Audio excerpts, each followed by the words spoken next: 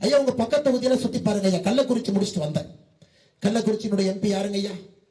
ஒரு அமைச்சருடைய பையன், பொன்முடியினுடைய பையன். வெள்ளூரினுடைய எம்பி யாருங்க ஐயா? துரைமுருகனுடைய பையன். தென் சென்னை எம்பி யாருங்க ஐயா? தங்கம் தென்னரசனுடைய தங்கச்சி தங்கபாண்டியன் ஐயாவுடைய பொண்ணு தமிழச்சி தங்கபாண்டியன். மத்திய சென்னை எம்பி யாருங்க? தயாநிதி மாறன், முரசொலி மாறன் அவங்க பையன். வட சென்னை எம்பி யாருங்க? ஆற்காட்டு வீராசாமியாருடைய பையன் கலாநிதி வீராச்சம். எப்படிங்க ஏத்துக்கணும்? நம்ம குழந்தைகளை மாங்குன்னு படிக்க வைக்கிறோம், டியூஷன் அனுப்புறோம், மெரிட்டுங்கிறோம், நல்லா படிக்கிறோம். 2 மார்க் குறைஞ்சா கூட தாய்மார்கள் வீட்டில் பிச்சை எடுத்துறாங்க. என் வீட்டில் நான் பார்க்குறேன். அது ஏன் ஹேண்ட் ரைட்டிங் கோணையா எழுதுன, அது எதுக்கு நேரா எழுதல, அது எதுக்கு சைட்ல எழுதுன, எப்படி உனக்கு ஏ ஸ்டார் போட வேண்டிய இடத்துல ஏன் ஏ வாங்கின. எங்க வீட்டுக்கு போனால் அந்த பஞ்சாயத்தை டெய்லி பார்க்குறேன். எல்லா வீட்லையும் இது நடக்குது.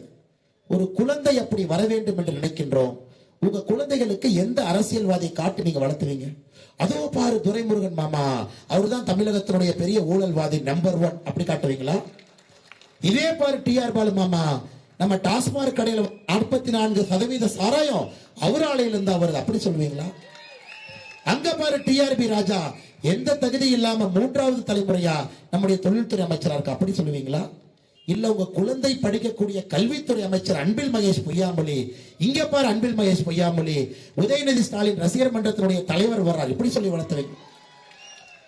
இதே நீங்க வளர்ந்த போது எப்படி வளர்த்துறாங்க? அங்க பாரு காமராஜர் ஐயா, இங்க பாரு சுப்பிரமணியம் ஐயா, இங்க பாரு கக்கன் ஐயா, எப்படி வளர்த்தினார். அந்த குழந்தைக்கு அவர்களை பார்த்து நாமும் அது போல் வளர வேண்டும். நாமும் வாழ்க்கையில் அப்படி இருக்க வேண்டும். கக்கன் அவர்களை போல் 2 வேட்டி வைத்திருக்க வேண்டும். காமராஜரை போல இறக்கும் பொழுது 113 ரூபாய் பணம் கையில் இருக்க வேண்டும் என்று நீங்க வளர்ந்த. ஆனா அவங்க குழந்தைகள் இன்னைக்கு இருக்கக்கூடிய தமிழக அரசியல்வாதிகள்ல ஒருவரை பார்த்து இந்த மாதிரி நீ வரணும்னு சொல்ற தகுதி ஒருத்தருக்கு இருக்கான்னு நான் கேட்கிறேன். ஆளுங்கட்சியில் இருக்கக்கூடிய இத்தனை அமைச்சர்கள் இருக்கின்றார்கள், எம்பி இருக்கிறாங்க, ஒருத்தரை பார்த்து இந்த மாதிரி என் குழந்தை வரணும், இந்த மாதிரி அரசியல்வாதி. அரிஸ்டாட்டில் சொல்லுகின்றார், சயின்ஸினுடைய ஹையஸ்ட் சயின்ஸ் பொலிட்டிக்கல் சயின்ஸ்ங்கிறார். நீங்க கெமிஸ்ட்ரி படிங்க, ஜுவாலஜி படிங்க, என்ன வேணாலும் படிங்க. ஆனா சயின்ஸினுடைய உச்சம் என்பது பொலிட்டிக்கல் சயின்ஸ், அரசியல். அரசியலுக்கு நேர் எதுவும் கிடையாது. அதனால்தான் உலகத்தில் எல்லா இடத்திலும் சமுதாயத்திலே மெத்த படித்தவர்கள், கருணை இருப்பவர்கள், நல்ல உள்ளம் கொண்டவர்கள், சேவை மனப்பான்மை இருப்பவர்கள் உச்சபட்சமாக இருக்கக்கூடிய அரசியலுக்கு போவாங்க. அரசியல் என்பது உச்சபட்சம்.